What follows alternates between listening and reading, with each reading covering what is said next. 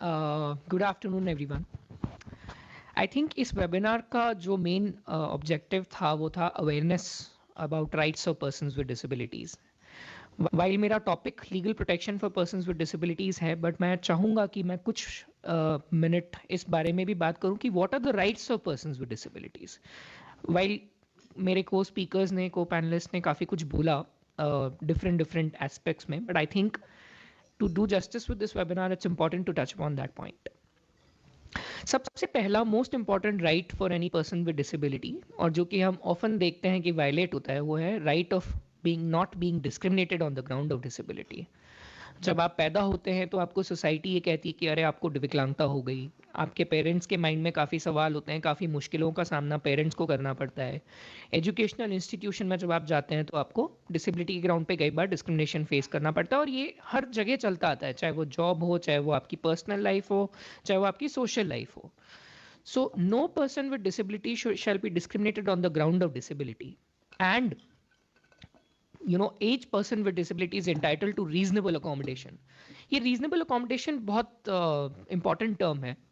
reasonable accommodation basically ये कहता है कि आपकी disability के basis पे क्या क्या ऐसी accommodations हमारे physical, digital या environmental factors में हमें करने की ज़रूरत है, जिससे कि आप एक equal level playing field में participate कर पाएं।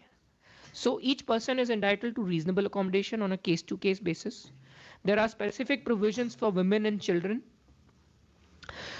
उसके अलावा कुछ और important rights मैं संक्षिप्त में जिनके बारे में कहना चाहूँगा। Persons with disabilities entitled हैं right to community life. अभी community life क्या चीज़ है? मान लीजिए मैं एक senior citizen हूँ और मैं एक senior citizens की community में अगर रहना चाहता हूँ, तो वो community मुझे मेरे disability के ground पे ये नहीं कह सकती कि आप यहाँ पे नहीं रह सकते। Community life, right to have family. आप अगर इस लॉ के बेसिक्स में जाएंगे, आप देखेंगे हम ऐसे ऐसे बेसिक्स की बात कर रहे हैं जो कि हम एक आम आदमी की जिंदगी में सोचते हैं इसमें क्या कहने की जरूरत है, मतलब this is part of your life. Now right to have family, right to have children, right to manage your own financial affairs independently, movable and immovable property, right to have access to financial credit. ये कितना आज की तारीख में अगर हम इसे 21st century में देखें, it is so basic. Right to have education if you are until the age of 18, as my co-speaker Arman and others touched upon it, right? ये बहुत basic rights हैं जो persons with disabilities entitled हैं। right to employment is not really a right, but an obligation coupled with an obligation to have 4% reservation or 5% rather. Then accessibility is an obligation, awareness generation is an obligation। ये कुछ obligations है। अब हम बात करते हैं legal protection। अगर हम इस लॉ को देखें तो इस लॉ को हम दो पर्सपेक्टिव से देख सकते हैं। कुछ तो हैं राइट्स और ऑब्लिगेशंस जिनके लिए हमने civil wrongs kind of provisions implement करें, यानी कि अगर हम इनमें से किसी प्रोविजन, मान लीजिए एक्सेसिबिलिटी एक प्रोविजन है जो कि एक ऑब्लिगेशन है जो कि पब्लिक और प्राइवेट सर्विस प्रोवाइडर्स पे एप्लीकेबल है। सपोज अगर कोई सर्विस प्रोवाइडर कंप्लायंट नहीं है तो उसके लिए जो पेनल्टी होगी वो एक सिविल रॉन्ग है। वो पेनल्टी स्टार्ट होगी इनिशियली 10,000 से, जाएगी for subsequent offence up to 50,000, and for any subsequent offence it can go on to 5 lakh. 10,000 से लेकर 5 लाख तक का प्रावधान है।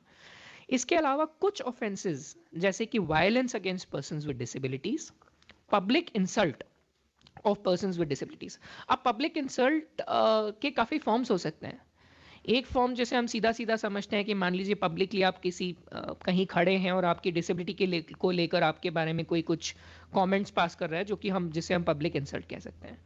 Also another important aspect of it could be, for example हम लोग कैंपेनिंग कर रहे हैं, मान लीजिए एज पार्ट ऑफ इलेक्शंस या as part of other things. मुझे अभी भी याद है, मैं ग्रो कर रहा था as a law college student, 2012 की बात है। हमारे प्रेसिडेंशियल इलेक्शन का कैंपेन चल रहा था और एक कैंडिडेट ने कहा था कि हमारे देश का प्रेसिडेंट गूंगा, अंधा या लूला लंगड़ा नहीं होना चाहिए, और वो मुझे बहुत बुरा लगा था। तो उस टाइप की campaigning, again that's a public insult, जो कि एक क्रिमिनल ऑफेंस है। किसी वुमेन को ये कहना कि क्योंकि अगर आप डिसेबल्ड हैं तो अपनी प्रेगनेंसी को टर्मिनेट कर लीजिए, वो भी एक क्रिमिनल ऑफेंस है। इस टाइप के ऑफेंसेस के लिए हमने पीनल प्रावधान यानी कि जेल, जिसे हम जनरली कहते हैं पनिशमेंट्स, हमने ऑफेंसेस के लिए पनिशमेंट्स दी हुई हैं जो कि इस लॉ में प्रिस्क्राइब्ड है। अब हम बात करते हैं मैकेनिज्म्स की कि आप ये कैसे अवेल कर सकते हैं। इस लॉ में एक जिसे मैं कहूंगा परसुएसिव मैकेनिज्म, वो है चीफ कमिश्नर और state commissioners for persons with disabilities का। ये एक क्वासी जुडिशियल अथॉरिटी है जिनके पास आप अपनी कंप्लेंट लेकर जा सकते हैं अपने डिसेबिलिटी सर्टिफिकेट के साथ में, और ये कह सकते हैं कि ये नियम इन प्रावधानों का उल्लंघन हुआ है इस एक्ट के अंतर्गत, और मुझे इसके अंदर रेमेडी दी जाए। Now, Chief Commissioner and State Commissioners is a good mechanism, but the only drawback with this mechanism is कि इसके पास में कोई powers नहीं है implementation की। If there is an order passed against me, then and if I do not comply with that order, there is no mechanism that the Chief Commissioner or a State Commissioner can exercise. That is a drawback of this mechanism. But I must compliment the office of Chief Commissioner at least that they are working with full vigor and full a sensitivity towards issues of persons with disabilities to make sure that those things are implemented in right spirit. Second जो mechanism है इस act के अंदर वो है special courts का। जिन offences की अभी हमने बात करी, चाहे वो पब्लिक इंसल्ट हो, चाहे वो वायलेंस हो, चाहे वो अदर ऑफेंसेस हो, स्पेशल कोर्ट्स हर स्टेट को नोटिफाई करने की ज़रूरत है। कुछ स्टेट्स ने किए भी हैं, कुछ स्टेट्स में अभी भी पेंडिंग है। मोस्टली स्टेट्स ने जो सेशन जजेस के कोर्ट्स हैं उनको as a special court notify किया है, जिसमें आप as a person with disability for any criminal offence that is being committed against you और against the persons with disabilities at large, आप एक केस फाइल कर सकते हैं और उसको उन प्रावधानों के अंतर्गत डील किया जाएगा। तीसरा जो एक इम्पॉर्टेंट एस्पेक्ट है वो है, जिसे मैं यहाँ पे लाना चाहूँगा specially, national legal services authority और नालसा एक्ट जो है 1986 का, वहाँ पे भी एक प्रावधान है कि पर्सन्स विद डिसेबिलिटी यदि आप हैं और अगर आपकी सर्टेन अदर इनकम पैरामीटर्स अगर आप एक्सीड नहीं करते तो you are entitled to free legal aid. That's a very, very important provision, and I think there is a need for us to generate awareness about that legislation and that entitlement that persons with disabilities have, because बहुत सारे ऐसे लोग हैं जो काफ़ी बार अपने प्रावधानों का इस्तेमाल नहीं कर पाते क्योंकि लीगल एड उनके लिए एक बहुत कॉस्टली अफेयर बन जाता है। चौथी चीज जो मैं यहाँ पे कहना चाहूँगा, writ jurisdiction of exercising jurisdiction of courts through writ under Article 226, 227 and under Article 32 of Constitution of India, वो भी एक बहुत इंपॉर्टेंट एस्पेक्ट है जिसके थ्रू हम रिट जुरिस्डिक्शन जो कोर्ट का है वो हम एक्सरसाइज कर सकते हैं।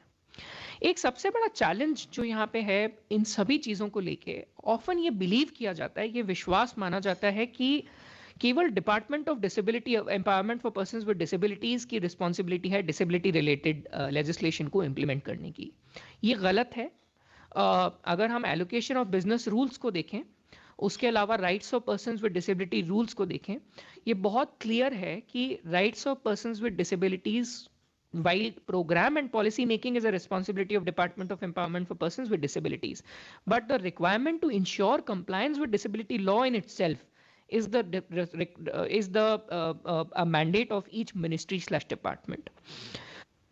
क्योंकि हम अभी एक्सेस टू जस्टिस डिवीजन में और डिपार्टमेंट ऑफ जस्टिस के बीच में बैठे हुए हैं, मैं चाहूँगा कि हम न्याय बंधु और लॉ टेल प्रोग्राम के माध्यम से and of course legal literacy programme जो हम अभी यहाँ पे जिसका पार्ट है, इसके माध्यम से rights of persons with disabilities को प्रमोट करने में हम लोग एक्टिव रोल प्ले करें। फॉर एग्जाम्पल, मैं देख रहा था कल शाम को न्याय बंधु और लॉ टेल के जो एप्स और जो वेबसाइट हैं वो भी एक्सेसिबल नहीं है फिलहाल। मेरी सिंसियर रिक्वेस्ट होगी कि हम इसे भी प्रायोरिटी पे लें, और एक एक्सेस टू जस्टिस का स्पेसिफिक प्रावधान है इस लॉ में, जिस of course I know that हमारे करंट जो चीफ जस्टिस ऑफ इंडिया हैं जस्टिस चंद्रचूड़, उन्होंने एक स्टेप लिया है कि हम कोर्ट की एक्सेसिबिलिटी को देखें। That's a very good step, but I think as government player we must also look at various aspects of delivery of law and delivery of justice mechanism, how to make that accessible. Police stations, prisons, right? These are the some initial touch points जब हम कभी भी किसी law का violation face करते हैं, this is where we go.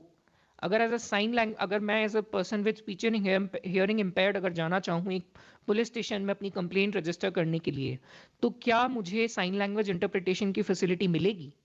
या अगर मैं मान लीजिए कोर्ट में जाकर के अपना कोई केस दायर करना चाहता हूं, तो क्या रजिस्ट्री मेरी हेल्प करेगी कि मैं फिजिकल पेपर्स को कैसे एक इंडेक्स बना के मैं कैसे उसको प्रेजेंट कर सकता हूं, या क्या मुझे वो फैसिलिटी मिलेगी कि मैं डिजिटल सिस्टम्स यूज करके, क्या ई फाइलिंग सिस्टम एक्सेसिबल है? इस टाइप की चीज़ों पे आई थिंक हमें फोकस करने की ज़रूरत है. मैं कॉन्शियस हूँ टाइम का, so I will stop here and I open to questions if any. आपके पास अभी 3 मिनट और हैं. Thank you. Oh, that's a blessing in disguise.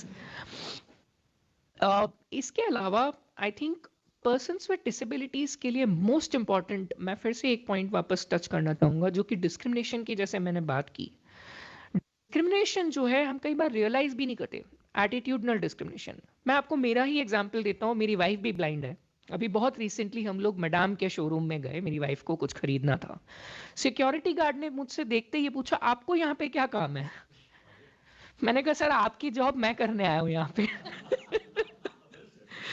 सो अब मैं ये नहीं कहूंगा कि शायद अब उन्हें शायद अवेयरनेस नहीं होगी कि मतलब यहाँ पे शॉपिंग करने आ सकते हैं या इनको क्या लेना होगा, बट एक छोटी छोटी चीजें, अवेयरनेस जनरेशन की बहुत ज्यादा जरूरत है. बहुत छोटी छोटी जगह हम लोग ये प्रॉब्लम्स फेस करते हैं कि डिसेबिलिटी के ग्राउंड पे आपको कई बार डिस्क्रिमिनेट कर दिया जाता है. कई बार रेस्टोरेंट्स में आप जाना चाहते हैं, अच्छे अच्छे रेस्टोरेंट्स में. मैं लास्ट ईयर एक न्यू ईयर के टाइम पे मैं रेस्टोरेंट में जाना चाह रहा था. मैं रेस्टोरेंट में गया, उन्होंने मुझे बोला, sir you are most welcome any other day, but today there's a lot of crowd, could you please excuse us? I said, you don't need to do anything else for me, just allow me entry, and just minute adjustments when I go to the counter, your person serving there can inform me कि sir ये चीज़ है, would you like to take it? And finally of course I met with the manager and I sorted it out. But बहुत छोटे छोटे examples होते हैं जहाँ पे डिसेबिलिटी, एंड मैं ये कहना चाहूँगा कि for people who are in working in the field of implementation, अगर आप देखते हैं कि किसी के साथ डिसेबिलिटी के बेसिस पे कोई इनजस्टिस हो रहा है या कोई प्रॉब्लम फेस कर रहा है, I would say beyond, even without going into the law, just think from the basic perspective. हम एक सिम कार्ड लेने जाते हैं अगर आज, तो मोबाइल टेलीकॉम ऑपरेटर हमें ये कहता है कि आप KYC करिए, जिसका एक पार्ट होता है कि आपको जो फोटो खींचनी है उसमें आपकी आईज ब्लिंक करनी चाहिए. Now, as a blind person, it's difficult for me to make sure that my eyes blink. But does that mean I'm not entitled to the SIM card? Right? These are some of the angles that we need to think as an executive when we are implementing the processes. And that's where we need to kind of make sure that we include disability across the policy making and implementation when it comes to rule making and their implementation. Thank you so much. And I look forward for many such more dialogues with Department of Justice. Thank you.